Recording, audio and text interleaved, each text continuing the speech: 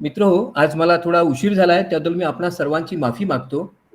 आजचा विषय अत्यंत महत्त्वाचा आणि सगळ्यांच्या दृष्टीने जिव्हाळ्याचा राहणार आहे. कारण आपण ज्या नवीन जगात जगत आहोत, तंत्रज्ञानाने प्रभावित केलेल्या आणि विशेषतः संगणक, इंटरनेट, मोबाईल फोन्स यांनी याच्यामुळे सर्वात आपल्या जीवनावर विलक्षण प्रभाव झाला आहे. हा जो प्रभाव आहे हा केवळ आर्थिक स्वरूपाचा किंवा सामाजिक स्वरूपाचा नाही, तर याला एक सैन्याची दुसरा आयाम आहे, युद्धाचा वेगळा आयाम आहे आणि या तंत्रांचा वापर करून एक नवीन प्रकारच्या युद्धांची सुरुवात जगभर आता झालेली आहे आणि त्याचे आपल्यासाठी हजारो लक्षावधी कोट्यावधी लोक बळी पडत आहेत. आपल्या कळत न कळत आपण या युद्धात सहभागी होत आहोत. एवढंच नव्हे तर या युद्धामध्ये आपण सहभागी झालो याची सुद्धा आपल्याला बरेच वेळा जाणीव होत नाही. कुठल्याही प्रकारच्या मनुष्य हानीशिवाय, जीवित हानीशिवाय एखादा देश अंकित करून घ्यायचा आहे, त्या समाजावर राज्य करायचं असेल तर त्यासाठी लागणारं तंत्र म्हणून आता एका नवीन तंत्राचा, ज्याला आपण माहिती युद्ध असं म्हणतो, जन्म झालेला आहे. आपण त्याबद्दलची माहिती आज घेणार आहोत. सर्वप्रथम युद्ध म्हणजे काय, तर युद्धाबद्दल अनेक युद्धतज्ञांनी, व्यूहरचनाकारांनी, सैन्यशास्त्रातल्या विद्वान लोकांनी जी मतं मांडली आहेत ती लक्षात घेण्यासारखी आहे. कार्ल क्लॉसेव्हिट्स नावाच्या जर्मन महापंडितांनी, की जो युद्धशास्त्राचा मोठा भाष्यकार मानला जातो, त्याच्या मते युद्ध हे म्हणजे राजकारण दुसऱ्या तंत्रांनी, म्हणजेच केवळ औपचारिक बोलणी न करता दुसऱ्या तंत्रांनी पुढे चालू ठेवण्याचं तंत्र म्हणजे युद्ध आहे. तर माओ त्से-तुंग या चीनच्या सर्वोच्च नेत्यांनी असं म्हटलं आहे की politics is war without bloodshed. रक्तपाताशिवाय जे काही आपण करतो अशा प्रकारचं युद्ध म्हणजे राजकारण. आणि युद्ध म्हणजे जेव्हा युद्ध रक्तपात होऊन युद्ध आपण करतो आणि एखादी एखादी जागा, एखादा देश जिंकण्याचा प्रयत्न करतो, ते म्हणजे राजकारणच आहे, फक्त शस्त्रांच्या साह्याने रक्तपात करून. ट्रॉटस्कीचं म्हणणं फारच महत्वाचं आहे की आपल्याला कदाचित युद्धामध्ये रुची नसेल. आपल्यापैकी अनेक लोक म्हणतात आम्हाला युद्ध नको आहे, आम्हाला शांती हवी आहे वगैरे वगैरे, आणि युद्धाने प्रश्न सुटणार नाहीत. परंतु आपल्याला जरी युद्ध नको असेल तरी तुमच्या शत्रूंना युद्ध हवं आहे का नाही हा प्रश्न तितकाच महत्वाचा आहे. आणि म्हणून युद्ध कोणाला हवं आहे यापेक्षा कोणाला नको आहे या प्रश्नाला फारसं काही महत्व राहत नाही. युद्धतंत्रामध्ये सातत्याने बदल होत गेले आहेत. 4 प्रमुख बदल झाले आहेत. पहिल्या महायुद्धापर्यंत मनुष्यबळ हाच युद्ध जिंकण्याचा सगळ्यात मोठा आधार होता. ज्या देशापाशी खूप मोठं सैन्य असेल, प्रचंड आकाराचं सैन्य असेल, तो देश जिंकणारच, अशा प्रकारची धारणा होती. दुसऱ्या महायुद्धापर्यंत मात्र याला आणखीन एका नवीन तंत्राची जोड मिळाली, ते म्हणजे वेगवेगळ्या प्रकारच्या उत्तम अशा शस्त्रास्त्रांची, तोफगोळ्याची, विमानांची वगैरे. त्यामुळे ज्याच्यापाशी अधिक घात करणारी शक्ती असेल, शत्रूंचा निपात करण्याची शक्ती असेल, शस्त्रबळ असेल, तो जिंकेल, मनुष्यबळ महत्वाचं नाही, अशी धारणा झाली.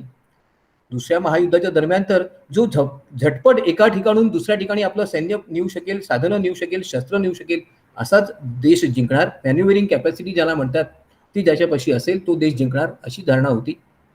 परंतु दुसऱ्या महायुद्धानंतर एका आणखीनच नवीन प्रकारच्या युद्धाचा जन्म झाला, युद्धतंत्राचा, की ज्याची आपण कल्पनाच केली नव्हती. त्याला असमानते त्या तत्वावर आधारित युद्ध असं आपण म्हणू शकतो. हे युद्ध कशा प्रकारचं होतं हे जरा लक्षात घ्या, की या युद्धाचे हेतू आधी आपण लक्षात घेऊया. एक तर कुठल्याही प्रकारचा शस्त्र संघर्ष आपल्याला करायचा आहे, कुठल्याही प्रकारचा संघर्ष करायचा आहे.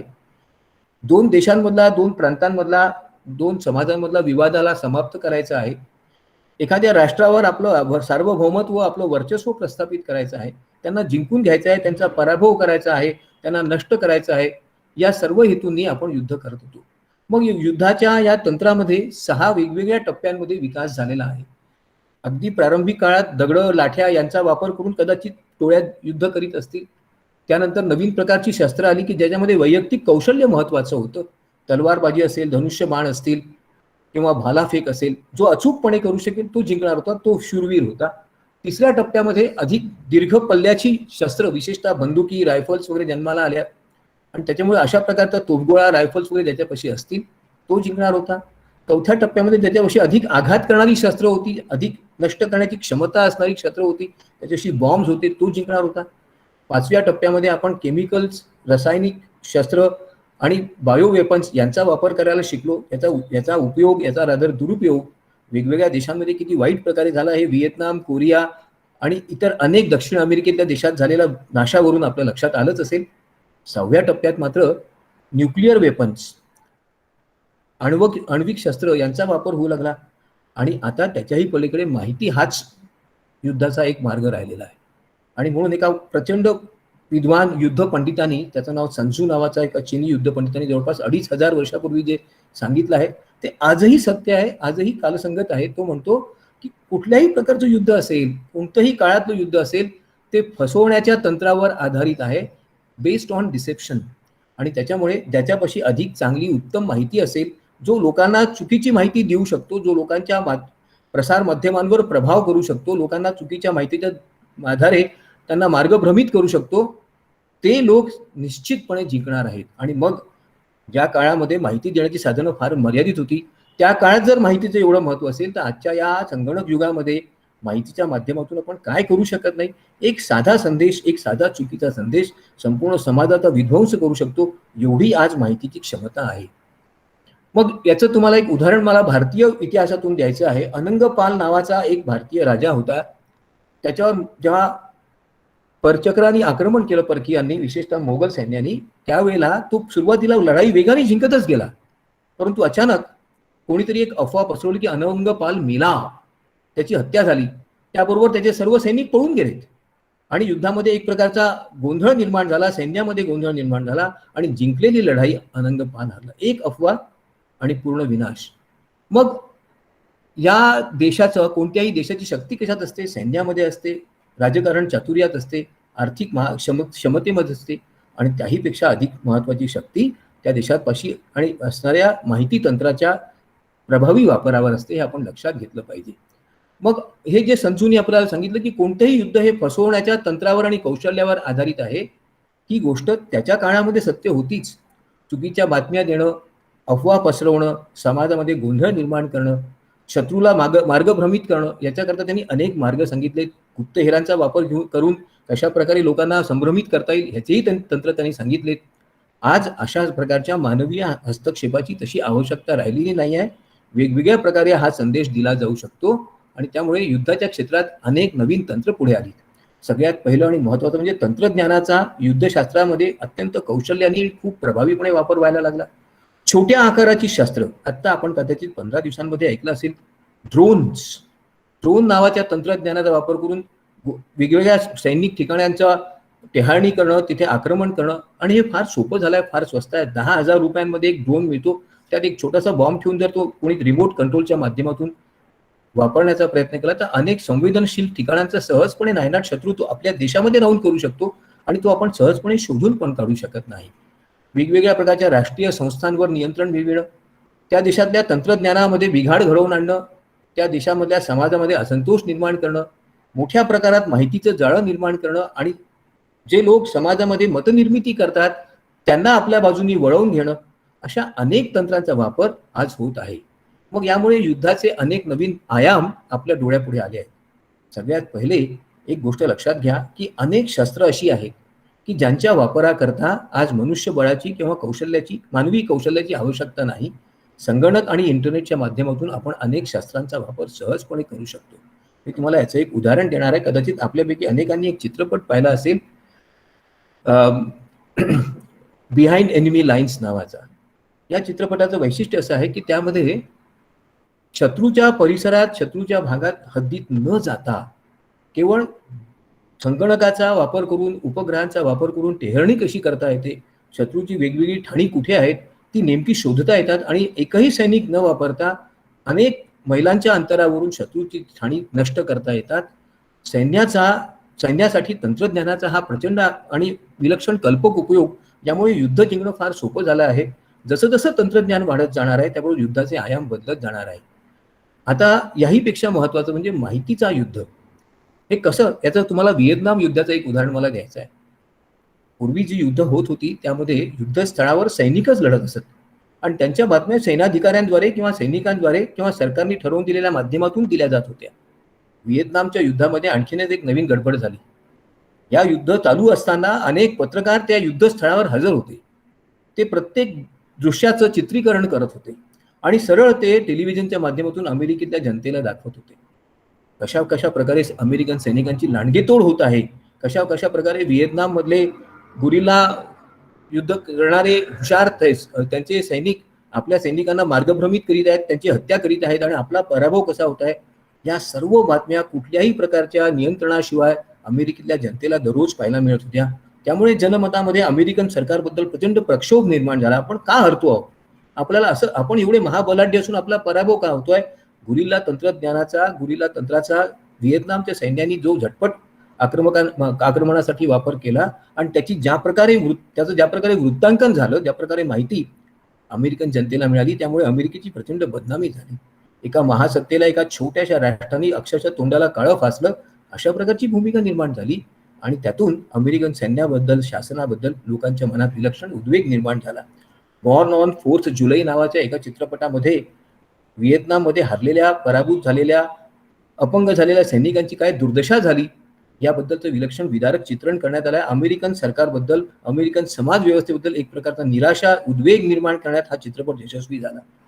मग आता ज्या प्रकारचं युद्धतंत्र सुरू झालं आहे, त्यामध्ये केवळ सैन्याचा वापर केला जात नाही, केवळ शस्त्रांचा वापर केला जात नाही, ते एका संमिश्र अशा युद्धतंत्राचा वापर केला. अनेक प्रकारच्या तंत्रांचा एकत्र वापर होतोय. माहितीचं युद्धतंत्र, प्रसार माध्यमांचं युद्धतंत्र, वित्तीय साधनांचं युद्धतंत्र, सायबर वॉरफेअर, प्रॉक्झी म्हणजे प्रत्यक्ष हजर न होता, उपस्थित न राहता युद्ध करायचं, आणि मानसशास्त्राच्या तंत्रांचा वापर करून युद्धतंत्र. मी याची काही उदाहरणं तुम्हाला देणार आहे, म्हणजे तुमच्या लक्षात येईल. 1950च्या आसपासपासून तर जवळपास 1980 पर्यंत रशिया आणि अमेरिका यांच्यामध्ये एक प्रकारचा तणाव होता. कोणीच एकमेकावर आक्रमण करीत नव्हतं, परंतु युद्ध मात्र चालू होतं. हे युद्ध प्रसार माध्यमांच्या माध्यमातून, गुप्तहेरांच्या माध्यमातून चालू होतं, म्हणून त्याला शीतयुद्ध असं म्हणतात. युद्ध चालू आहे, परंतु हत्याहानी होत नाही आहे, परंतु आक्रमण मात्र थांबलेलं नाही. हे आक्रमण वैचारिक होतं, तात्विक होतं, अनेक प्रकारचं होतं. इराण विरुद्ध अमेरिका हेही युद्ध याच प्रकारे आजही चालूच आहे. इस्रायल आणि अरबांमध्ये तर केवळ शस्त्रसंघर्षच नाही, तर अनेक प्रकारचा संघर्ष चालू आहे. अनेक प्रकारचे आक्रमक अतिरेकी गट वेगवेगळ्या देशाच्या शासनाला कशा प्रकारे त्राही भगवान करून सोडत आहेत, हे आपल्याच उदाहरणावरून आपल्या लक्षात सहज येण्यासारखं आहे. भारतातले नक्षलवादी असतील, काश्मीरमधले अतिरेकी असतील, हे सरकारला, शासनाला कशा प्रकारे अस्वस्थ करतात, कशा प्रकारे त्यांना वेगवेगळ्या प्रकारे नामोहरम करण्याचा प्रयत्न करतात, याच्या अनेक सुरस कथा आपण वृत्तपत्रात वाचतच असतो. मग आपल्याला माहितीचा अर्थ समजून घेतला पाहिजे की या माहितीचा प्रभाव कसा होतो. कोणी एकेकाळी आपण माहितीला केवळ ठराविक विषयाबद्दल आवश्यक अशी भौतिक स्वरूपातली माहिती प्राप्त करणं आणि लोकांना देणं असं समजत होतो. एखादी घटना घडली, इथे घडली, अशी घडली, वगैरे वगैरे. परंतु माहिती म्हणजे अशा प्रकारची माहिती नाही. माहितीमुळे जेव्हा एखाद्या माणसाचं मत परिवर्तन होतं, मन निर्माण होतं, त्याच्या मनावर आणखी मतावर आपण प्रभाव गाजवू शकतो, त्याला खऱ्या अर्थाने माहिती म्हणतात. याचं तुम्हाला मी खूप उत्तम उदाहरण देणार आहे. आपल्यापैकी अनेकांना 49ers हा शब्द ऐकून माहीत नसेल. 1849च्या दरम्यान अमेरिकेमधल्या कॅलिफोर्निया प्रांतामध्ये सोनं सापडलं आहे आणि खूपच मोठ्या प्रमाणात सोनं सापडलं आहे, अशा प्रकारच्या बातम्या युरोपात आणि अमेरिकेत सातत्याने पसरत होत्या. वेगवेगळ्या वर्तमानपत्रातून याच्या अनेक सुरस दंतकथा येत होत्या. खूप मोठ्या प्रमाणात जाहिरात येत होती, या कॅलिफोर्नियात या, सोनं घ्या, सोनं मिळवा, फक्त खोदा आणि मिळवा. आणि अनेक लोकांच्या यशाच्या कथा की या माणसाला एवढं सोनं सापडलं, त्या माणसाला एवढं सोनं सापडलं. याचा परिणाम काय झाला? प्रचंड प्रमाणात मानवी प्रतिसाद मिळाला. प्रत्यक्षामध्ये ही गोष्ट फारशी सत्य नव्हती, ही एक मोठी थापच होती. परंतु हा परिणाम कसा झाला? शेकडो लोकांनी आपली घरं विकून टाकली, पैसे घेऊन तिथे गेले. अनेक लोकांनी तर आपल्या जीवनाला रामरामच ठोकला, नियमित जीवनाला, आणि तिथेच तळ ठोकायचं ठरवलं. अशा प्रकारे जवळपास 10 लाख लोक कॅलिफोर्नियामध्ये युरोपातून, अमेरिकेच्या वेगळ्या भागातून, लॅटिन अमेरिकेतून आले. त्यातले फक्त 30,000 लोकच नेमक्या ठिकाणात, जिथे कुठे सोनं सापडू शकत होतं, अशा भागांवर पोहोचले आणि केवळ 4,000 लोकांना खऱ्या अर्थाने सोनं मिळालं. पण एका माहितीचा, एका छोट्या दंतकथेचा, एका छोट्या अफवेचा किती वाईट दुष्परिणाम होऊ शकतो, याचं हे एक उत्तम उदाहरण आहे. आपल्या मग या माहितीचा युद्धात कसा वापर केला जातो? विशिष्ट प्रकारच्या कृतीसाठी एखाद्या देशाला, समाजाला, सैन्याला परावृत्त करणं किंवा त्यांना प्रवृत्त करणं. तुम्ही असं करा, अशा प्रकारचा तणाव, अशा प्रकारचा दबाव त्यांच्यावर आणणं. त्यांनी अशा प्रकारे कृती केली नाही तर त्यांचा पराभव होईल, अशी खोटीच भावना त्यांच्या मनामध्ये निर्माण करणं आणि त्यांच्याकडून चुकीच्या कृत्याकरता त्यांना वेगवेगळ्या प्रकारे प्रेरित करायचं. जी कृती त्यांनी करायला नको, अशा कृती करून त्यांच्या माध्यमातून, त्यांच्या चुकांच्या माध्यमातून त्यांचा पराभव करायचा. माहितीचा वेगवेगळ्या प्रकारे दुरुपयोग करायचा आणि शत्रूंची युद्धविषयक, व्यूहरचनाविषयक सगळी ध्येय पूर्णपणे मोडकळीस आणायची. मी तुम्हाला याचं एक महाभारतातच उदाहरण देणार आहे. आपल्यापैकी अनेकांना द्रोणाचार्य आणि अर्जुनाच्या युद्धाबद्दलची माहिती असेल. द्रोणांचा पराभवच होत नव्हता. अखेर अचानक कोणीतरी आवई पेटवली की अश्वत्थामा मेला. द्रोणाला मोठं आश्चर्य वाटलं की अश्वत्थामासारखा शूर पराक्रमी माझा मुलगा, त्याचा पराभव, त्याची हत्या. परंतु लक्षात घ्या, द्रोणाचार्यांना ही गोष्ट खरी वाटली नाही म्हणून त्यांनी युधिष्ठिरालाच विचारलं, अरे कोण मेला? तेव्हा युधिष्ठिर म्हणाला, नरोवा कुंजरोवा. कोण मेला माहित नाही, हत्ती मेला असेल बहुतेक अश्वत्थामा नावाचा, किंवा अश्वत्थामाच मेला असेल. द्रोणाचार्यांनी अश्वत्थामा मेला समजून शस्त्र खाली ठेवली आणि सात्यकीने त्यांचा वध केला. मित्रो, लक्षात घ्या, सातत्याने अशा प्रकारच्या खोट्या बातम्या देऊन शत्रूंचा मनोबल घसरविणं, त्यांना विशिष्ट प्रकारच्या चुकीच्या कृती करता प्रवृत्त करणं, हा युद्धात जिंकण्याचा एक मोठा प्रयास, एक मोठा डाव आजकाल सातत्याने वापरला जात आहे. मग ही माहिती म्हणजे एक प्रकारचं मोठं शस्त्रच आहे. अत्यंत प्रक्षोभक, अत्यंत घातक असं जर शस्त्र कोणतं असेल तर माहितीच आहे. याच्यामुळे लोकांची मतं बदलतात, लोकांचे संबंध, समाजातले परस्परांमधले संबंध बदलतात, समाजामध्ये तणाव निर्माण होतो, वेगवेगळ्या प्रकारचे संघर्ष निर्माण होतात. एक प्रकारची अस्वस्थता, अशांतता समाजात निर्माण झाली की आपोआपच या शस्त्राचा वापर करून त्या समाजावर नियंत्रण ठेवणं, त्या समाजाचे तुकडे करणं कोणत्याही एखाद्या प्रसार माध्यमाला सहज शक्य होत असतं. मग या माहिती युद्धाचं स्वरूप कसं आहे? सगळ्यात पहिले तर व्यक्तिगत स्वरूपाचं माहिती युद्ध. एखादा मोठा नेता असेल, एखादा पराक्रमी पुरुष असेल, एखादा राष्ट्रपुरुष असेल, तर त्याच्याबद्दल सातत्याने गरळ ओकणं, त्याच्या व्यक्तिमत्वाबद्दल, त्याच्या कृत्यांबद्दल, त्याच्या निर्णयांबद्दल सातत्याने चुकीची, टीकास्पद माहिती देणं आणि त्याला बदनाम करणं. मी थोड्या वेळाने फोन करतो. दुसरं म्हणजे एखाद्या देशामधल्या आर्थिक सत्ता केंद्रित ज्यांच्यामध्ये झाली अशा संस्थांबद्दल, अशा संस्थांच्या कार्यपद्धतीबद्दल, अशा संस्थांच्या एकंदरीत रचनेबद्दल खोट्या चुकीच्या बातम्या देणं. एखादा उद्योगपती फार श्रीमंत झाला आहे, त्यांनी समाजाचं शोषण केलंय, तो फार वाईट आहे, त्याचा समूह समाजातल्या मोठ्या आर्थिक सत्तेवर नियंत्रण ठेवून एक प्रकारे त्या समाजाला आपल्या कह्यात घेण्याचा प्रयत्न करीत आहे, तो समाजाचा शत्रू आहे, अशी प्रतिमा एखाद्या उद्योगपतीबद्दल निर्माण करणं. आणि त्याहीपेक्षा जागतिक स्वरूपाचं एखाद्या देशाची जगभर वाईट प्रतिमा निर्माण करण्याकरता हव्या त्या प्रकारच्या खोट्या बातम्या देणं, त्या देशातल्या सगळ्या चांगल्या कृत्यांबद्दल कोणतीही माहिती न देणं, उलट त्या देशाच्या अपयशाबद्दल, त्या देशाच्या धोरणांच्या अपयशाबद्दल, त्या देशाच्या एकंदर कार्यपद्धतीबद्दल जितकी बदनामी आणि अपमानास्पद माहिती देता येईल अशा प्रकारची माहिती देणं, हे या माहिती युद्धाचं स्वरूप आहे. मग हे माहिती युद्ध कशा प्रकारे केलं जातं?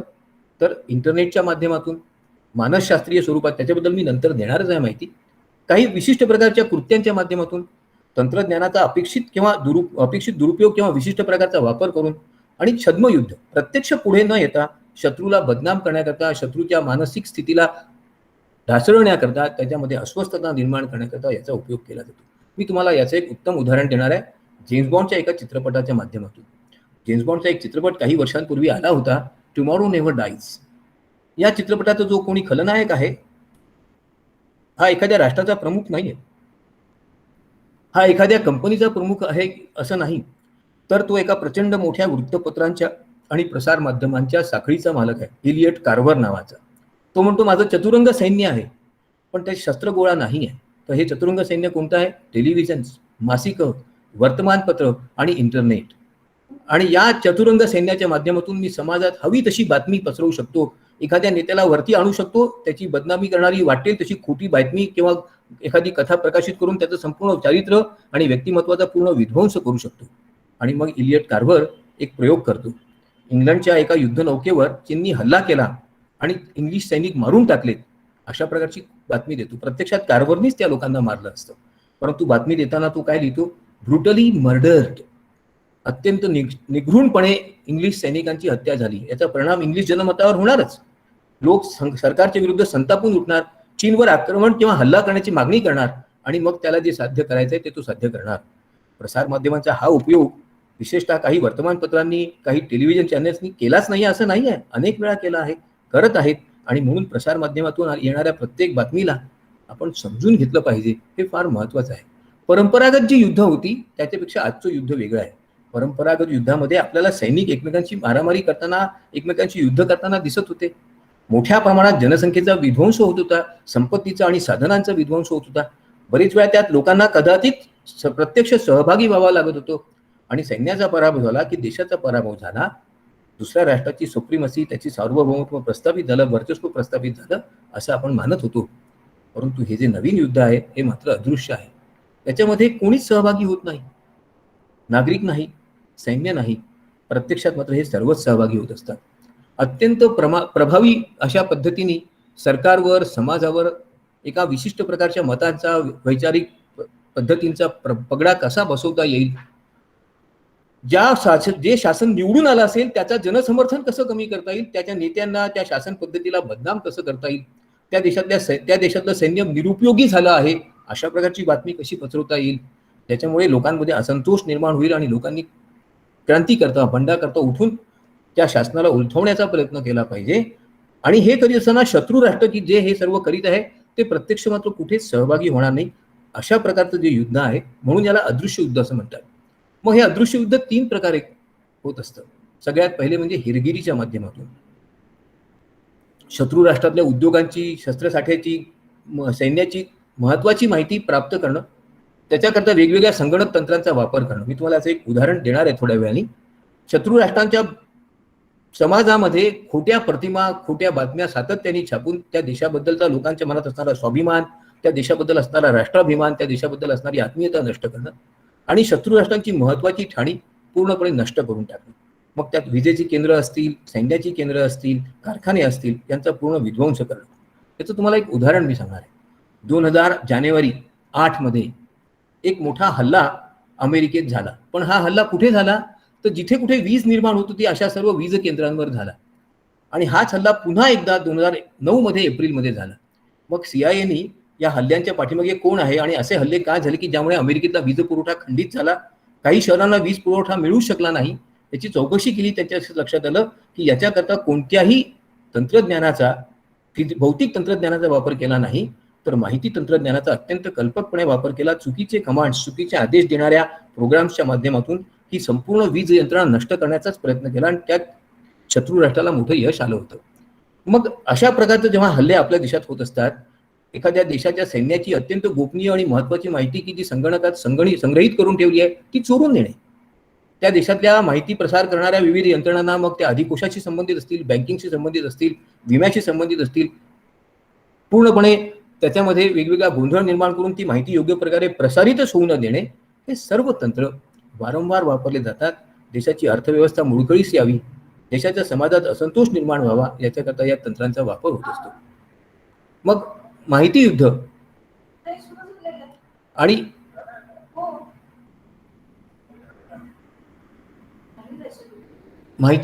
माहितीवर आधारित युद्ध याच्यामध्ये काय फरक आहे ते लक्षात घ्या.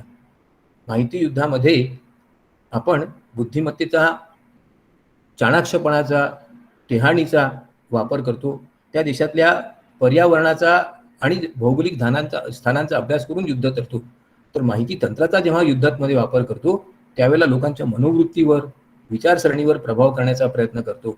त्यांना विशिष्ट प्रकारे त्यांनी कार्य केलं पाहिजे, विचार केला पाहिजे, त्यांना फसविण्याचा, त्यांचं शोषण करण्याचा, त्यांना समाजातल्या रचनेविरुद्ध, देशाच्या प्रशासनाविरुद्ध उभं राहण्याकरता आपण प्रवृत्त करतो. आणि त्या देशात अंतर्गतच बंडाळी निर्माण झाली पाहिजे ज्यामुळे तो देश मोडकळीला येईल, याच्याकरता या माहिती युद्ध तंत्राचा वापर होत असतो. मग वेगवेगळ्या प्रकारच्या माहिती तंत्रांचा वापर केला जातो. कधी हे तंत्र औपचारिक असतं, कधी हे अनौपचारिक असतं. कधी एखाद्या देशातली महत्वाची माहिती, विशिष्ट प्रकारची गोपनीय माहिती पळवून देणे आणि तिचा दुरुपयोग करणे अशा स्वरूपाचं असतं. तर कधी कधी अत्यंत नकळत, शांतपणे, परंतु त्या देशाला हानिकारक अशा प्रकारची माहिती पसरवून देशाच्या प्रमुखांबद्दल, राष्ट्राध्यक्षांबद्दल, प्रधानमंत्र्यांबद्दल, मंत्र्यांबद्दल चुकीची आणि खोटी माहिती देणं, हे सर्व गुन्हेगार आहेत, या सर्वांनी पैसे खाल्ले आहेत अशा प्रकारची माहिती देणं, त्यांच्या कुलंगड्या, भानगडी यांच्याबद्दलची माहिती देणं आणि त्यांचं प्रतिमा हनन करून त्या नेत्यांना उलथवून टाकणं, त्यांची सत्ता उलथवून टाकणं, याच्याकरता या अशा अदृश्य तंत्रांचा वापर केला जातो. मग या प्रसार माध्यमांना अनेक, विशेषतः माहिती युद्धात सहभागी होणाऱ्या प्रसार माध्यमांची भूमिका वेगवेगळ्या प्रकारची आहे. याच्याबद्दल एका माहिती तज्ञांनी असं म्हटलेलं आहे की माहिती युद्धामध्ये आपण माहिती कुठे मिळाली, कोणती माहिती मिळाली याच्याकडे लक्ष देत नाही, तर माहिती कुठून मिळत आहे, त्या स्रोतांवर आपण अधिक प्रभाव किंवा अधिक उपयोग करण्याचा प्रयत्न करतो आणि पर्यायाने त्या माहिती तंत्राचा वापर करून आपण त्या देशात अशांतता निर्माण करतो.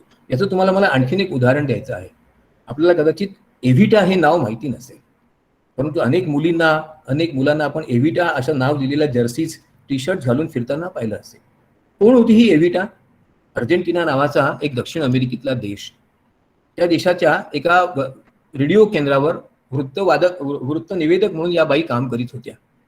तसंच त्या फार लोकप्रिय देखील होत्या. त्यांचा आवाज फार मधुर होता. त्यांचे कार्यक्रम ऐकण्याकरता सातत्याने अर्जेंटिनियन जनता नेहमीच हजर राहत होती. त्या देशातल्या एका राष्ट्रप्रमुखाबद्दल त्यांच्या मनात विलक्षण आदर होता आणि त्यांनी निवडून यावं इलेक्शनमध्ये याच्याकरता त्या प्रयासरतही होत्या. त्यांचं नाव होतं मिस्टर पेरॉन. मग पेरॉन निवडून यावे याच्याकरता जेव्हा त्यांनी प्रयत्न केले तेव्हा पेरॉन विरोधक असणारं जे शासन होतं त्यांनी त्यांना बंदिस्त करण्याचा प्रयत्न केला. एव्हिटा यांनी ही बातमी सर्वप्रथम रेडिओवरून दिल्यानंतर लोकांना आवाहन केलं, उठा आणि या शासनाविरुद्ध आक्रमण करा. त्याचा विलक्षण प्रभाव झाला आणि पेरॉन पुन्हा कैदेतून बाहेर तर आलेच, पण निवडून देखील आलेत, राष्ट्रप्रमुख झालेत. एका व्यक्तीच्या अशा प्रकारच्या एका संदेशातून काय काय प्रभाव होऊ शकतो हे आपण लक्षात घेऊ शकतो.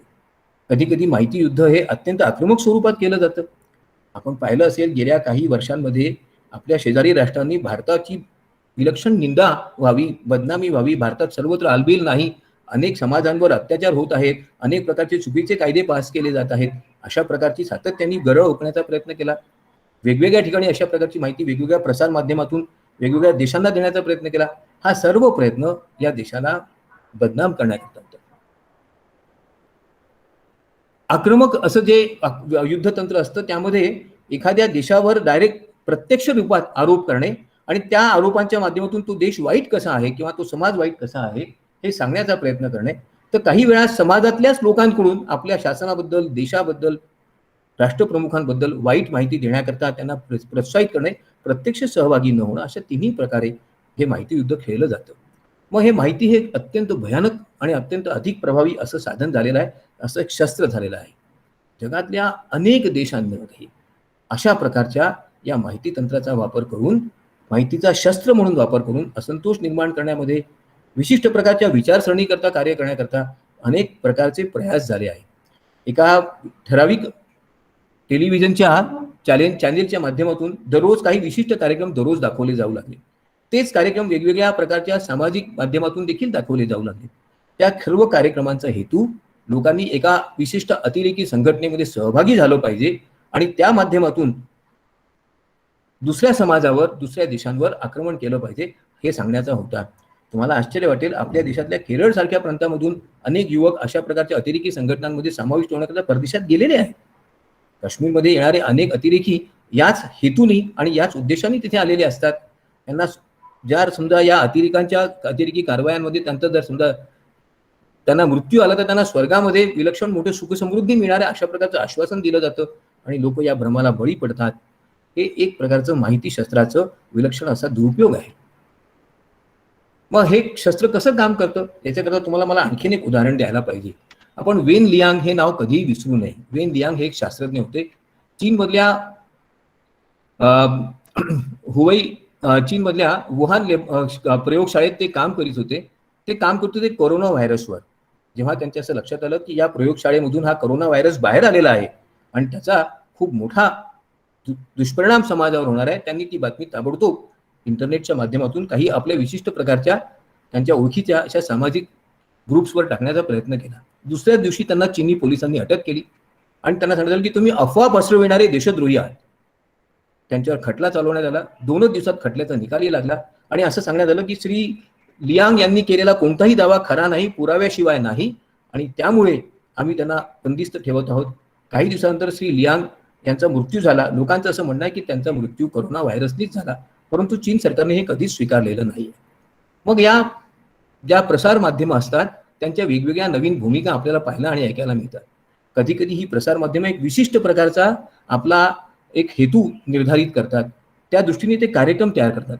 शासनाला बदनाम करणे आहे, एखाद्या पक्षाची बदनामी करणे आहे, एखाद्या व्यक्तीची बदनामी करणे आहे, एखाद्या विशिष्ट मताचा पुरस्कार करणे आहे, त्या अनुषंगाने वेगवेगळे लेख, कथा, कविता, सर्व प्रकारच्या माध्यमांचा, माहिती तंत्रांचा वापर केला जातो आणि त्या उद्दिष्ट साध्य करण्याचा प्रयत्न, याला आपण म्हणतो कार्यक्रम निर्धारित करणे.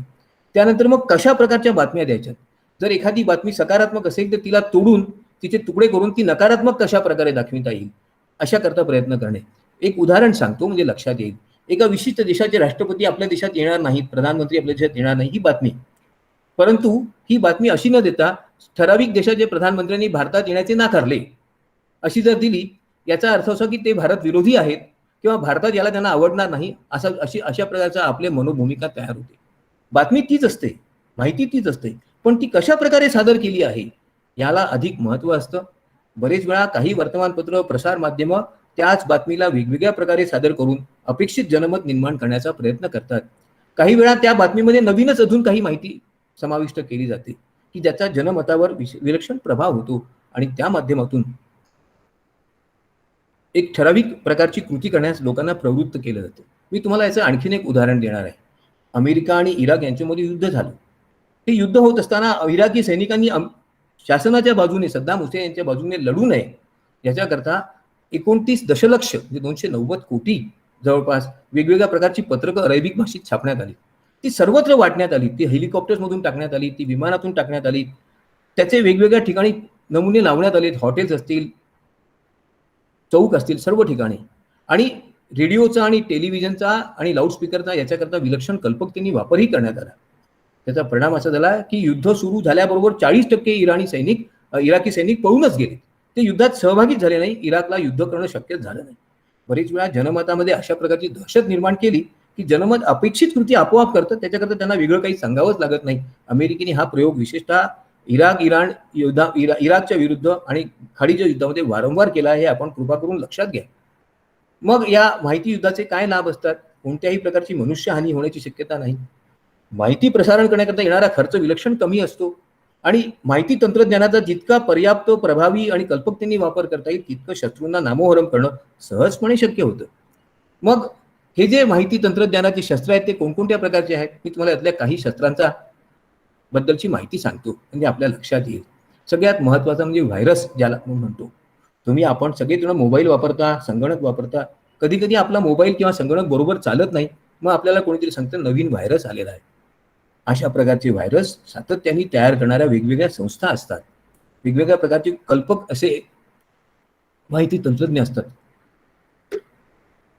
पाकिस्तानच्या अली बंधू नावाच्या दोघा भावांनी अशा प्रकारचे व्हायरस तयार करून अमेरिकेला अक्षरशः जेरीस आणलं होतं, हे आपण लक्षात घ्या. एक वर्म नावाचा प्रकार असतो. आपल्या संगणकामध्ये एक स्वतंत्र कार्यक्रमच स्थापन होतो आणि तो बाकीच्या कुठल्याही कार्यक्रमाला चालूच देत नाही, कुठलाही कामच होऊ देत नाही. काही वेळा ट्रोजन हॉर्स नावाचा एक शत्रू, एक व्हायरस असतो.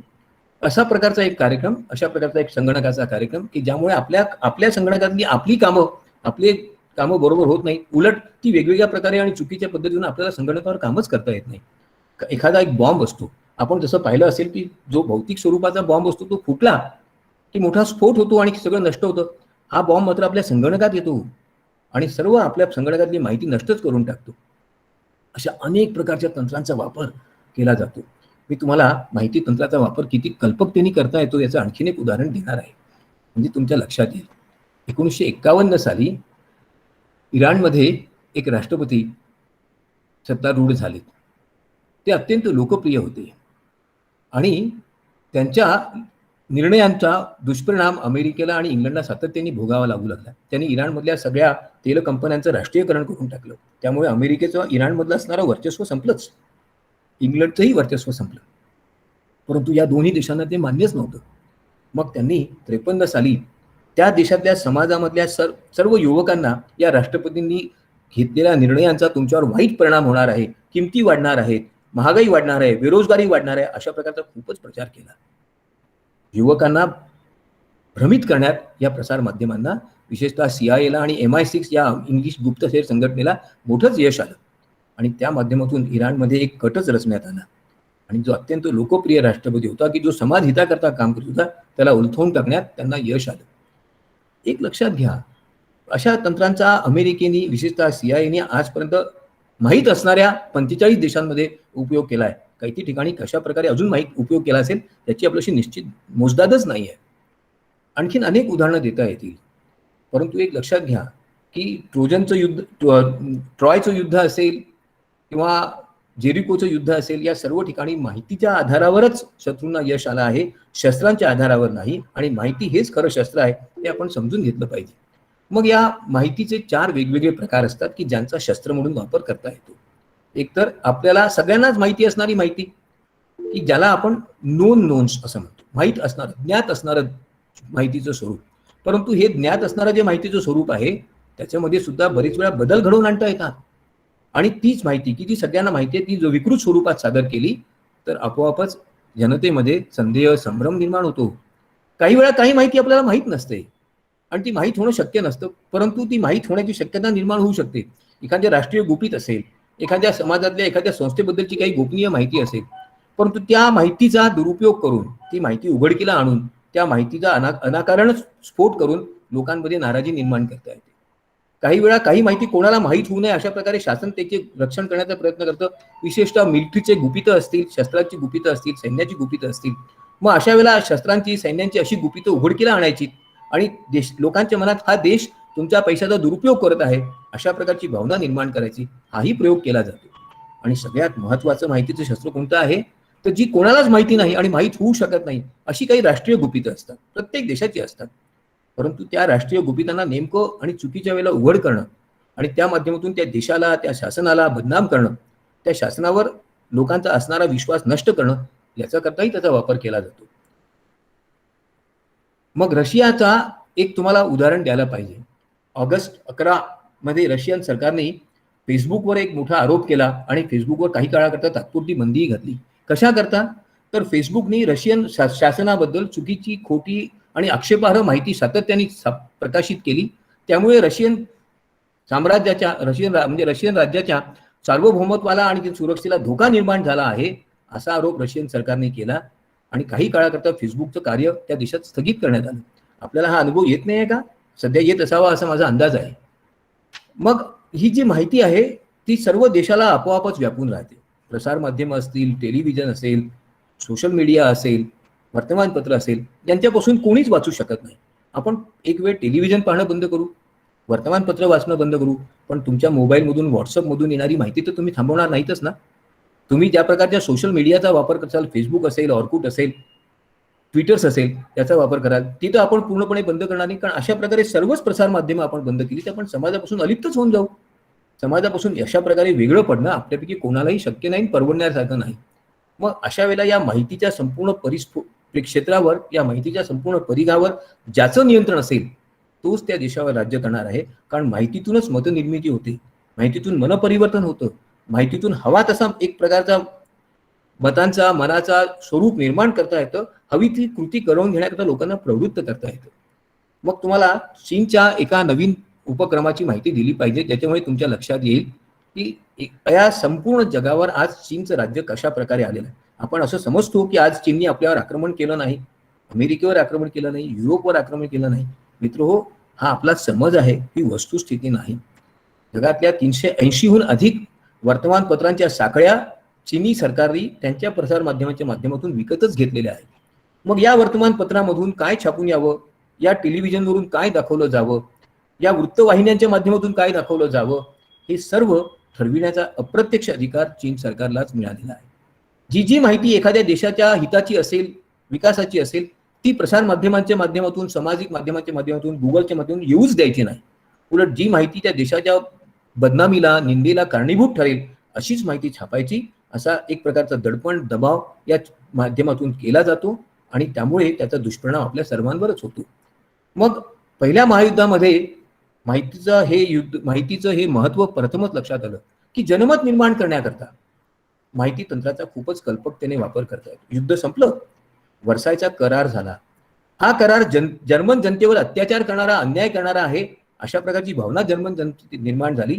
जर्मन स्वाभिमान संपला नाही, आपण पुन्हा एकत्र येऊन उभं राहिलं पाहिजे अशी भावना निर्माण झाली. त्यातून हिटलरचा उदय झाला. रशिया आणि तुर्कस्तानने देखील या माहितीचा वेगवेगळ्या प्रकारे उपयोग करून आपल्या देशामध्ये जनमत निर्माण करण्याचा प्रयत्न केला, हेही आपण विसरलं नाही पाहिजे. मी तुम्हाला याच्याबद्दल लेनिन यांनी दिलेला एक सल्ला माहिती तंत्राबद्दलचा की जो आज पूर्णपणे कालसंगत आहे, जरी 100 वर्षापूर्वी दिला असला तरी तो आपण लक्षात घेतला पाहिजे.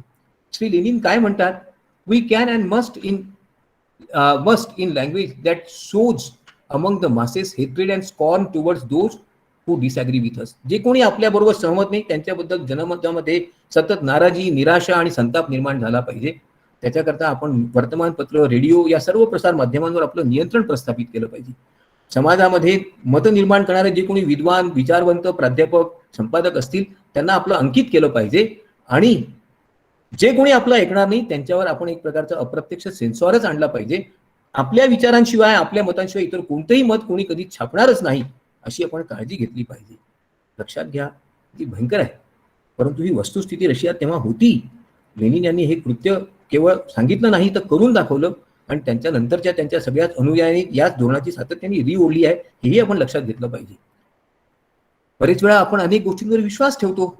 हा विश्वास कशामुळे असतो हेच आपल्याला कळत नाही. जी काही माहिती आपल्या म्हणजे एक काळ असा होता की एखादी बातमी वर्तमानपत्रात छापून आली की ती खरीच असली पाहिजे असं आपण समजत होतो. मग वर्तमानपत्रात छापून आलाय ते जर खरं आहे असं मानायला लागलो तर जो कोणी वर्तमानपत्र वाचेल तो त्या माहितीवर आपोआप विश्वास ठेवायला लागतो. तो स्वतंत्रपणे विचारच करू शकत नाही. याला आपण अप्रमाणित अशी प्रकारची विश्वासाची भावना असं म्हणूया. परंतु या भावनेचा किती दुरुपयोग वर्तमानपत्र, प्रसार माध्यम करू शकतात हे आपल्या लक्षात आलं आहे का? बरेच वेळा जी गोष्ट घडलीच नाही, जी कथा सत्यच नाही, ज्या घटनेचा एखाद दुसऱ्या घटनेशी कोणताही दुरान्वयाने पण संबंध नाही, अशा बातम्या देऊन वर्तमानपत्र समाजाला किंवा प्रसार माध्यम समाजाला एका विशिष्ट दिशेने जाण्याकरता भाग पाडू शकतात. हा त्यांच्या विचारांचा, त्यांच्या प्रभावाचा विजय आहे आणि जनमताने ठेवलेला अनाकारण विश्वासाचा पराभव आहे, हे लक्षात घेतलं पाहिजे.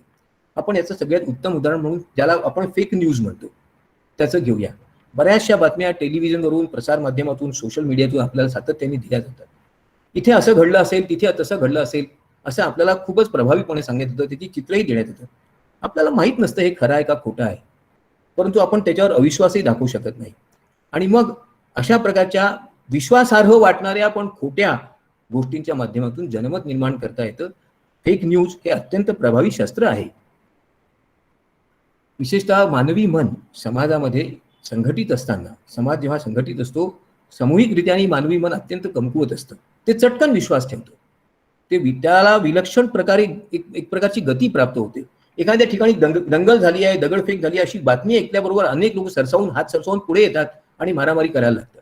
बातमी खरी का खोटी हे कोणी पाहायलाही तयार नसतं. आणि लक्षात ठेवा, ज्या अशा प्रकारच्या ज्या फेक बातम्या असतात त्यांचा मूळ स्रोत कोणाचा आहे, कोणता आहे हे आपल्याला कधीच माहिती होऊ शकत नाही. आणि त्यामुळे या बातम्यांवर विश्वास ठेवून केलेली कृती अत्यंत धोकादायक असते. माहिती युद्धाचं आणखीन एक महत्वाचं जे साधन असेल त्याला आपण प्रचारू थाटाच्या बातम्या असं म्हणूया, प्रोपोगंडा. विशिष्ट माहितीचा अत्यंत नियोजनबद्ध पद्धतीने वापर करायचा, अत्यंत शिस्तबद्ध पद्धतीने त्या माहितीच्या माध्यमातून जनमत निर्माण करायचं, लोकांना दिग्भ्रमित करायचं आणि त्यांच्या मतांचा आपल्या स्वार्थासाठी वापर करायचा. या सर्वांना आपण प्रोपोगंडा असं म्हणूया, प्रचारू पद्धतीचा प्रसार असं म्हणूया. याचं उत्तम उदाहरण श्री गोबेल्स यांच्या माध्यमातून देता येईल. हिटलरचे प्रसार माहिती तंत्रज्ञान मंत्री असं म्हणूया त्यांना आपण, श्री गोबेल्स यांनी एक वाक्य वापरलं आहे. असं म्हणतात की एकच असत्य 100 वेळा सांगितलं की लोकांना ते सत्य वाटू शकतं. खरं असेल, परंतु लक्षात ठेवा, प्रसार माध्यमाच्या माध्यमातून अशा प्रकारच्या मतांची, विचारांची उजळणी आणि पुनरावृत्ती वारंवार केली जाते आणि त्या माध्यमातून समाजाला दिग्भ्रमित करण्याचा प्रयत्न होतच असतो. हा जो प्रोपोगंडा असतो कसा असतो, कधी कधी अत्यंत प्रत्यक्ष आणि सरळ स्वरूपाचा असतो. ठराविक बातमी वारंवार दररोज देणे, ठराविक असत्याला वारंवार त्याची पुनरावृत्ती करणे आणि समाजाच्या मनावर ते सत्य आहे म्हणून बिंबवण्याचा प्रयत्न करणे.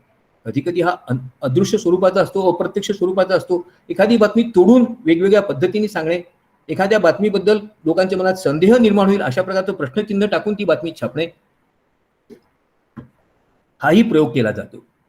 वेगवेगळ्या प्रकारे हा प्रचारू थाटाचा जो काही प्रसार केला जातो त्याच्या माध्यमातून एक प्रकारचं मानसिक युद्धच समाजात सुरू होतं, मानसशास्त्रीय युद्ध.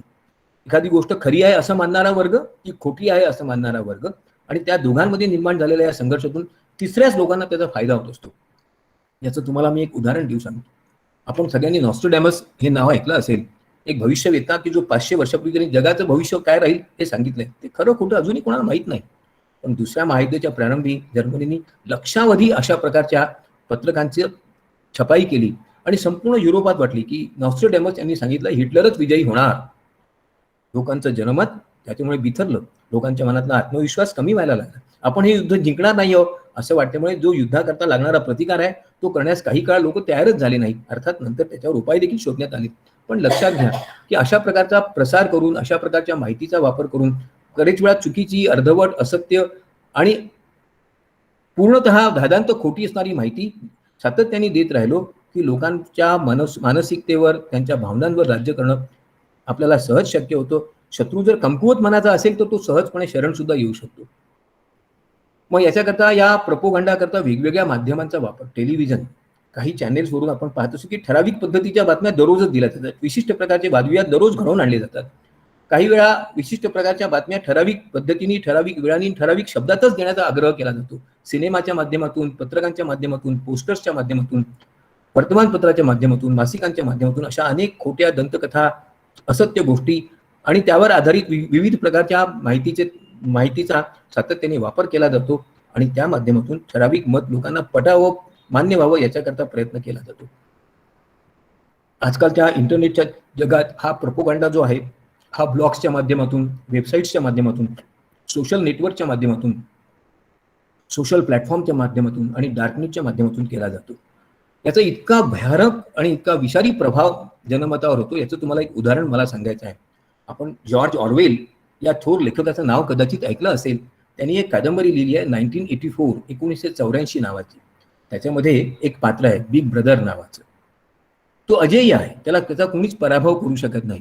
तो बिग ब्रदर आपला विजय कसा झाला आणि मी कसा विजयी होऊ शकतो याचं रहस्य त्या कादंबरीतल्या दुसऱ्या एका विन्स्टन स्मिथ नावाच्या पात्राला सांगतो. तो म्हणतो, आम्ही शत्रूंना कधीच मारत नाही. शत्रूंचा हत्या करणं हे फार जुनं कालबाह्य झालेलं तंत्र आहे. आम्ही शत्रूंच्या मनाची हत्या करतो. आमची मतच त्याला आपली मतं वाटली पाहिजे याच्याकरता प्रयत्न करतो, ज्यामुळे तो आम्हाला विरोधच करू शकणार नाही. आणि जेव्हा शत्रू विरोधच करू शकत नाही तेव्हा तो शत्रू राहील तरी कसा? विरोधावर विजय, विरोधकांवर नाही.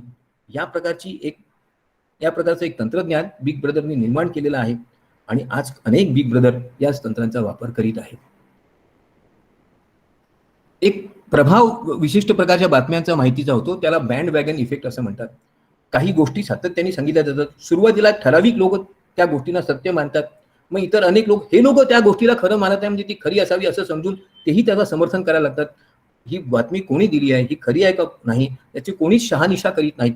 एका विशिष्ट वर्गाने त्या बातमीचं समर्थन केलं की दुसरे वर्ग आपोआपच त्याबरोबर त्यांच्या माध्यमातून त्यांच्या मागे उभे राहतात आणि अशा प्रकारे एक मोठा समाज, ज्याला सत्याची जाणीवच नाही आहे, ज्याला खरी बातमी माहीतच नाही, तो त्या गोष्टीला सातत्याने स्वीकारायला लागतो. आणि विशेषतः जेव्हा युद्ध सुरू नसेल, परंतु युद्धाच्या पूर्वतयारीच्या काळात आपल्या देशाचा शत्रू जो आहे तो फार प्रभावी आहे, आपण त्याला कधीच पराभूत करू शकणार नाही, तो फार शक्तिशाली आहे, त्याच्याविषयी अत्यंत उत्तम तंत्रज्ञान आहे, त्याच्या युद्धतंत्रापुढे आपण फार कमकुवत आहोत, अशा प्रकारचा प्रचार आपल्याच देशातल्या लोकांकडून वारंवार केला जातो.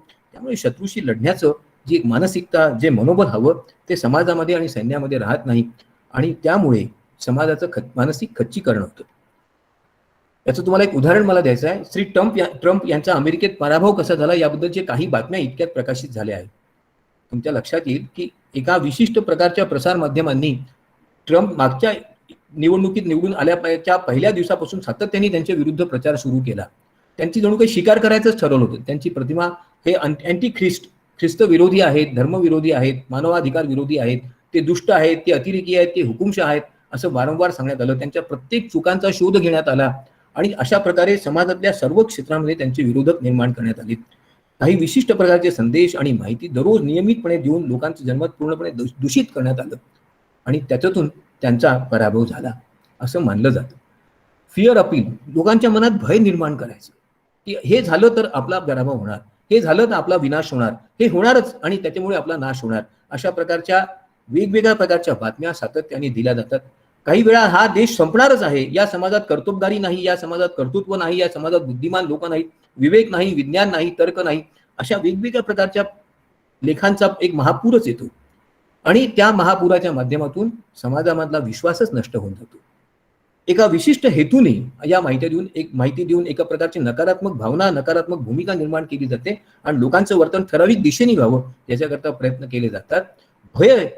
भयासारखं दुसरं कुठलंही प्रभावी साधन नाही लोकांना हरवण्याचं आणि म्हणून जितकं अधिक आपण भय निर्माण करू शकू तितक्या सहजपणे आपण विजयी होऊ शकतो अशी भावना निर्माण होते. असर्शन हा एक अजूनच तंत्रज्ञानाचा प्रकार आहे, माहिती तंत्रज्ञानात. काही ठराविक बातम्या, ठराविक विषयांवरचे ठराविक मतं अत्यंत प्रभावीपणे खूप उत्तम पद्धतीने सादर करायची. मग ते लेखांमधून, चित्रांमधून, व्यंगचित्रामधून, वेगवेगळ्या प्रकारच्या बातम्यातून, पण एकच मत वेगवेगळ्या वेळी सतत त्यांनी सांगत राहिलं पाहिजे. त्यामुळे एक विशिष्ट प्रकारची प्रतिमा निर्माण होते. लोकांना असं वाटायला लागतं की आपण स्वतंत्रपणे विचारच करू शकलो नाही पाहिजे, आणि प्रश्न विचारण्याचं सामर्थ्य, प्रश्न विचारण्याचा विवेकच समाजामधून निघून जातो. या असर्शनच्या माध्यमातून प्रभावीपणे, ठामपणे जनमतावर आपला प्रभाव करण्याच्या तंत्रातून निश्चितपणे एका विशिष्ट प्रकारचं माहिती युद्धात विजय मिळविता येतो. काही वेळा दुसराच एक मार्ग वापरला जातो. या समाजामध्ये दोन नेते आहेत, एक चांगले, दोन्ही वाईट आहेत, पण दुसरा कमी वाईट आहे, लेसर एव्हिल, आणि म्हणून त्याला आपण स्वीकारलं पाहिजे. समाजातल्या अनेक गोष्टी आहेत, सगळ्या गोष्टी वाईट असतील, या समाजात सगळं काही चांगलं नाही आहे, पण जे कमी चांगलं आहे, जे कमी वाईट आहे, ते आपण निवडावं.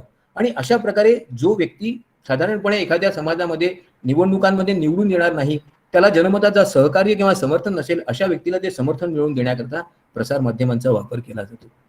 काही वेळा ठराविक व्यक्तीला हा शत्रू समाजाचा आहे, हा देशाचा आहे, हा राष्ट्राचा शत्रू आहे, अर्थव्यवस्थेचा शत्रू आहे, अशा प्रकारे सातत्याने त्याच्यावर आरोप केले जातात. त्याच्या कपडे घालण्याच्या पद्धतीवरून, त्याच्या भाषणाच्या पद्धतीवरून, त्याच्या बोलण्याच्या पद्धतीवरून, त्याच्या मतांच्या पद्धतीवरून, त्यांनी केलेल्या पूर्वकाळातल्या लिखाणांच्या पद्धतीवरून, आणि अशा प्रकारचं एक अत्यंत भयावह, आक्रमक अशी प्रचार मोहीम सुरू केली जाते. आणि त्या माध्यमातून ठराविक व्यक्ती, ठराविक विचारधारा, ठराविक पक्ष पूर्णपणे वाईटच आहे अशी प्रतिमा निर्माण करण्यात बरीच वेळा विरोधकांना यशही येतं. काही वेळा एकच गोष्ट पुन्हा पुन्हा सांगायची, आणि अशा प्रकारे सांगायची की लोकांना खरीच वाटली पाहिजे, लोकांना तोच पर्याय योग्य वाटला पाहिजे. याचं तुम्हाला एक उत्तम उदाहरण मी सांगतो. वेपन्स ऑफ मास डिस्ट्रक्शन या नावाच्या एक कल्पना इराकवर अमेरिकेने हल्ला करण्याच्या 5 वर्षपूर्वीपासून सातत्याने प्रसारित करण्यात आली, की इराकपाशी अशी शस्त्र आहेत की ज्यामुळे प्रचंड प्रमाणात समाजाची, लोकसंख्येची हानी होणार आहे, आणि अशी शस्त्र जर इराकने वापरली तर सगळ्या जगाला धोका आहे. त्याच्यावर फ्रेडरिक फोर्सी यांनी फीस्ट ऑफ गॉड नावाची कादंबरी पण लिहून टाकली.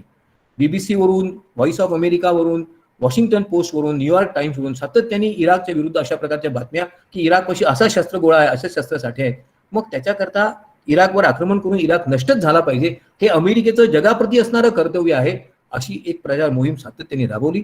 इराकवर अमेरिकेने हल्ला केला, इराकचा पूर्ण सर्वनाश केला, इराक पूर्णपणे नायनाट झाला, आणि अखेर सिद्ध काय झालं, इराकपाशी अशा प्रकारची कोणतीच शस्त्र नव्हती. परंतु प्रसार माध्यमांचा किती कल्पकपणे आपण वापर करू शकतो हे अमेरिकेकडून आपण शिकलं पाहिजे. कधी कधी अप्रत्यक्ष युद्ध सुरू केलं जातं. या युद्धामध्ये शत्रू सहभागी होत नाही, तर ज्या देशाशी आपल्याला युद्ध करायचं आहे त्या देशातल्या प्रसार माध्यमांचा, त्या देशातल्या चॅनेल्सचा, देशातल्या विद्वान लोकांचा, मत निर्माण करणाऱ्या विचारवंतांचा, प्राध्यापकांचा तो खूप कल्पकतेने वापर करून घेतो. त्यांच्या माध्यमातून लेख लिहून घेतो, त्यांच्या माध्यमातून आपल्या देशाबद्दलच्या चुकीच्या खोट्या प्रतिमा निर्माण करून घेतो. कुठल्याही प्रकारचा भौतिक संघर्ष न करता समाजातल्या एकंदरीतच एकसंघतेवर, समाजाच्या एकरूपतेवर जितका आघात करता येईल तितका आघात करून समाजात दुहीचं वातावरण निर्माण करणं, समाजात दुफळी निर्माण करणं, हे अशा प्रकारचं जे युद्ध आहे त्याला आपण प्रॉक्सी वॉर, अपरोक्ष युद्ध असं म्हटलं जातं. बरेच वेळा जेव्हा शस्त्रांच्या माध्यमातून, सैन्याच्या माध्यमातून युद्ध करणं शक्य नसतं, त्यावेळेला अशा प्रकारच्या प्रॉक्सी वॉरचा वापर, अशा प्रकारच्या अपरोक्ष युद्धाचा वापर बरेच वेळा केला जातो. इराक, इराण आणि खाडीमधल्या अनेक देशांच्या विरुद्ध अमेरिकेने हे तंत्र वापरलं आहे. लॅटिन अमेरिकेतल्या अनेक देशांना नामशेष करण्याकरता अमेरिकेने हे तंत्र वापरलं आहे, हे कृपा करून लक्षात घ्या. माहितीचा उपयोग एक शस्त्र म्हणून इतका वेगवेगळ्या प्रकारे केला जाऊ शकतो की ज्यामुळे शत्रूला ठराविक काळामध्ये विशिष्ट उद्देश जर सफल करायचे असतील, जे उद्देश युद्धाच्या माध्यमातून सफल होऊ शकत नाही, आक्रमणाच्या माध्यमातून सफल होऊ शकत नाही, असे अनेक युद्ध, असे अनेक उद्दिष्ट या माहिती युद्धाच्या माध्यमातून शत्रू सफल करण्याचा प्रयास करतो. हे एका नवीन युगाचं युद्धतंत्र आहे. प्रत्यक्ष युद्ध करायची गरज काय, अणुबॉम्ब वगैरे वापरायची गरज काय, याचं तुम्हाला एक उदाहरण सांगतो. रोनाल्ड रेगन हे अमेरिकेचे राष्ट्राध्यक्ष झाल्यानंतर त्यांनी एक प्रचंड महत्वाकांक्षी असा शस्त्र निर्मितीचा कार्यक्रम सुरू केला.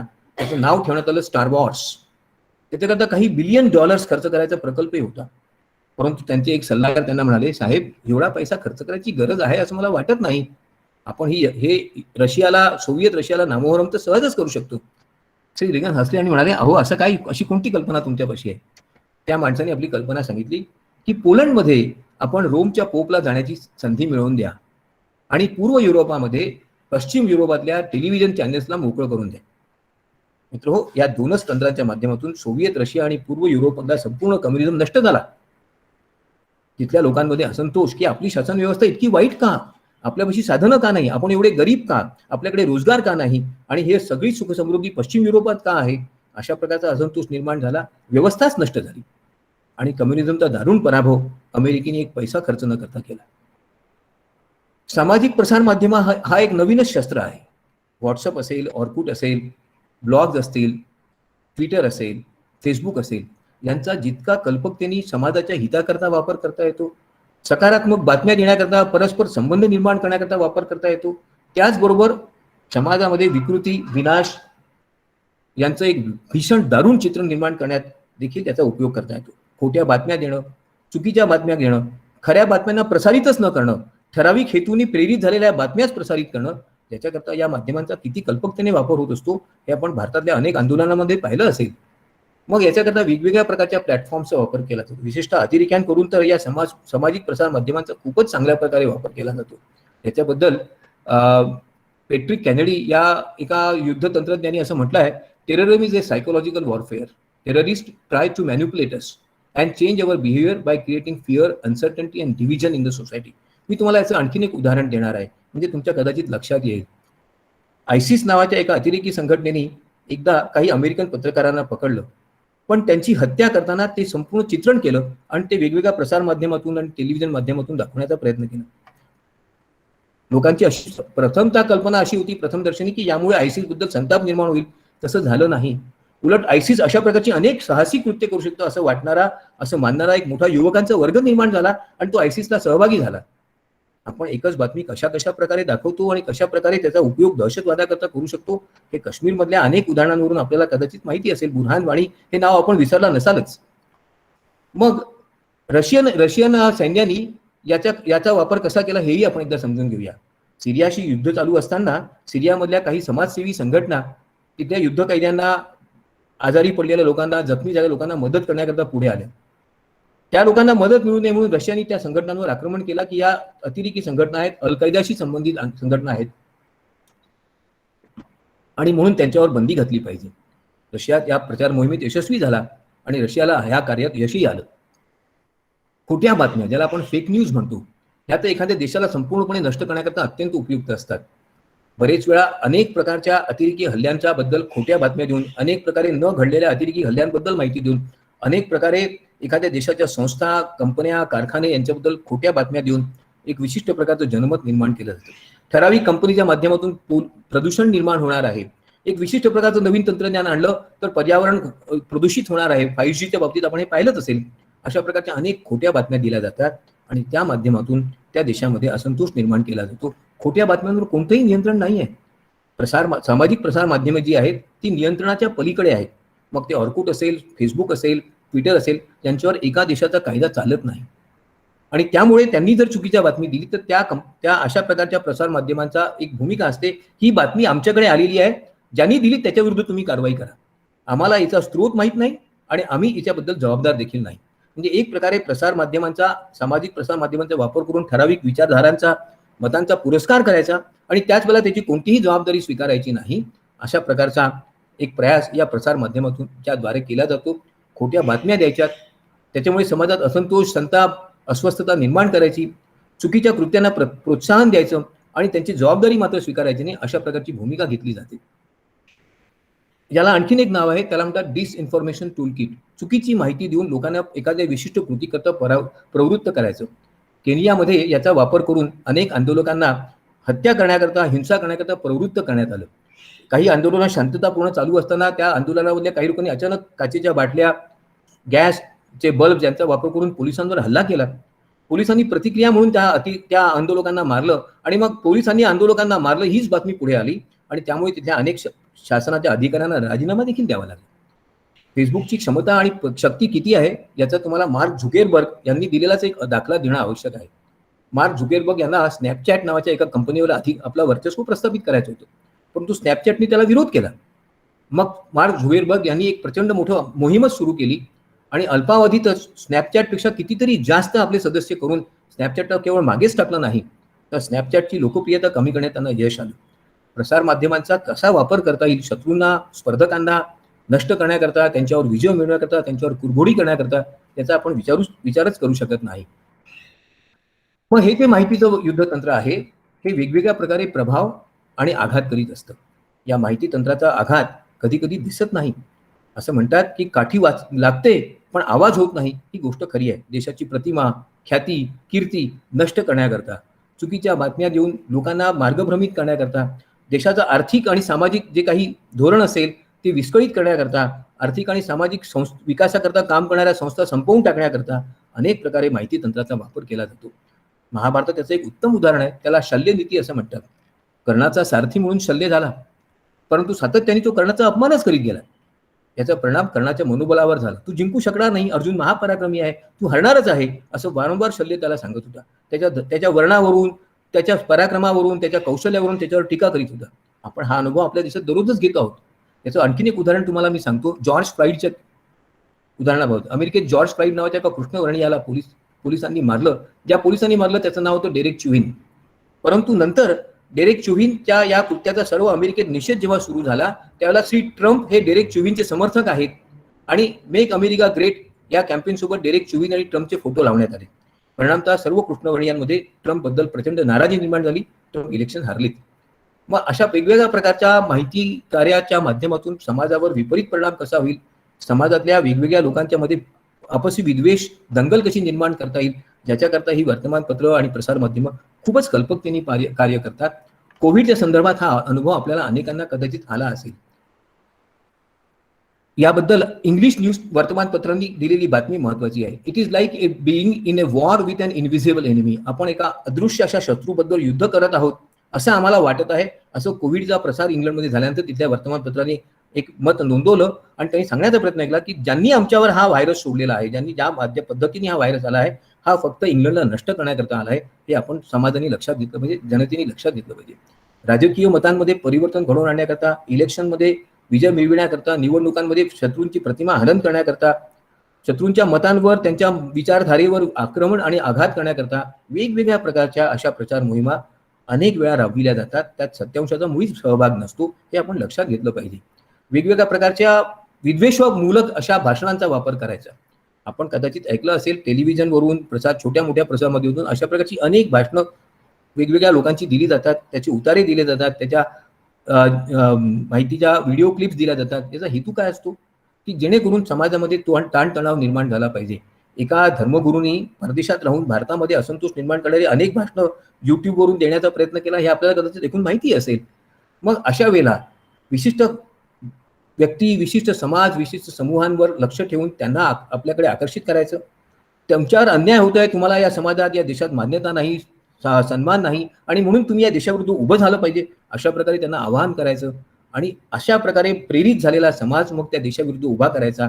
असा प्रयत्न अनेक देशांनी, अनेक प्रसारमाध्यमांनी वारंवार केलेला आहे. त्याला एक नाव आहे इंग्रजीमध्ये प्रायमसी इफेक्ट. लोकांना एखाद्या बातमीवर विश्वास ठेवायला भाग पाडायचं. एका विशिष्ट प्रकारे त्यांनी विचार केला पाहिजे आणि दहशतवादी कृत्य केलं पाहिजे, दंगली केल्या पाहिजेत, ज्याच्याकडे त्यांना प्रोत्साहित करायचं आणि त्या माध्यमातून आपला हेतू साध्य करून घ्यायचा. काही वेळा एखादी बातमी खरी असते, पण त्या खऱ्या बातमीला वेगवेगळ्या प्रकारचा रंग देऊन त्याच्यातल्या सत्यांशाला लपवून त्याच्याऐवजी त्याच्यातल्या वाईट गोष्टीला अधिक पुढे आणण्याचा प्रयत्न करायचा की लोकांना ती बातमी खरी आहे त्याच्यामुळे विश्वास ठेवावा लागतो, पण मत मात्र त्या विशिष्ट घटनेबद्दल अत्यंत विपरीत किंवा विकृत स्वरूपात तयार होतं. मग अशा प्रकारे ठराविक सत्यांना, ठराविक हेतूंना पुरस्कार करणाऱ्या माहितीचा वापर करणे आणि आपल्या शासनाबद्दल, समाजाबद्दल निराशा, हताशा निर्माण करणे हा एक अत्यंत सामान्य स्वरूपाचा प्रचाराचा भाग आहे. आपण मागासलेले आहोत, आपण गरीब आहोत, आपण जिंकू शकत नाही, आपला सहज पराभव होणार आहे, आपल्यामध्ये क्षमताच नाही, अशी भावना भारतीयांमध्ये निर्माण करणारी कितीतरी बातम्या, वृत्तपत्रातल्या लेख यांचं आपण वाचन केलंही असेल आणि बरेच वेळा आपल्या मनात अशी भावनाही निर्माण झाली असेल. परंतु कधी आपल्याला लक्षात आलाय का हा एका विशिष्ट प्रकारच्या माहिती युद्धाचा प्रभाव असू शकतो, एक प्रयोग असू शकतो. बरेच वेळा तो ते खरंही आहे. आणि म्हणून चीनने या माहिती तंत्राचा वापर कसा केला हे जरा लक्षात घ्या. त्यातून आपल्याला बरंच काही शिकण्यासारखं आहे. हाँगकाँगमधल्या राजकीय व्यक्ती जे चीनच्या विरोधात असतील त्यांच्यावर लक्ष ठेवण्याकरता त्यांची भाषणं, त्यांचे विचार यांचं सूक्ष्म निरीक्षण करून त्याच्यातला कोणता भाग चीनच्या विरुद्ध आहे शोधून काढण्याकरता, याला पॉलिटिकल सबव्हर्शन असं म्हणतात, त्यांच्या भाषणं प्रकाशितच होऊ द्यायची नाहीत. ती भाषणं ज्या वर्तमानपत्रातून, ज्या प्रसारमाध्यमातून, त्या प्रसारमाध्यमातून बंदी घालणे, प्रसार माध्यमातून चीन सरकारच्या बाजूचीच बातमी किंवा माहिती देणे आणि लोकांवर एका विशिष्ट प्रकारे त्यांनी वागलं पाहिजे, विशिष्ट प्रकारे व्यक्ती स्वातंत्र्याचा, भाषण स्वातंत्र्याचा वापर केला पाहिजे, याच्याकरता कायदे करणं, असे अनेक प्रयोग करून चीननी हाँगकाँगवर आपलं वर्चस्व टिकवून ठेवण्याचा प्रयत्न केला आहे. आणि म्हणून विचारपूर्वकच वागा. प्रसार माध्यमं चांगलीच आहेत, त्यातले लेख वाचण्यासारखे असतातच, त्या बातम्या ऐकण्यासारख्या असतात, परंतु विचार मात्र स्वतंत्रपणे करा. कुठल्याही प्रसार माध्यमांनी निर्देशित केलेल्या, विशिष्ट दिशेने जाण्याकरता प्रवृत्त केलेल्या मार्गातून जाऊ नका. आपला विचार आणि आपण ऐकलेलं मत यांच्यामध्ये अंतर ठेवा. जर आपण डोळसपणे विचार करायला लागलो तर आपण हजारो खोट्या चुकीच्या कल्पना सहजपणे नष्ट करू शकतो. कारण बरेच वेळा सत्य हे अनेक पातळ्या, अनेक पदर असणाऱ्या असत्याच्या खाली लपलेलं असतं. सत्याला जाणून घेणं हा आपला अधिकार आहे आणि म्हणून अशा प्रकारे होणाऱ्या या अदृश्य युद्धात आपण सहभागी व्हायचं की नाही याचा विवेकपणे विचार करा आणि योग्य तो निर्णय घ्या. धन्यवाद.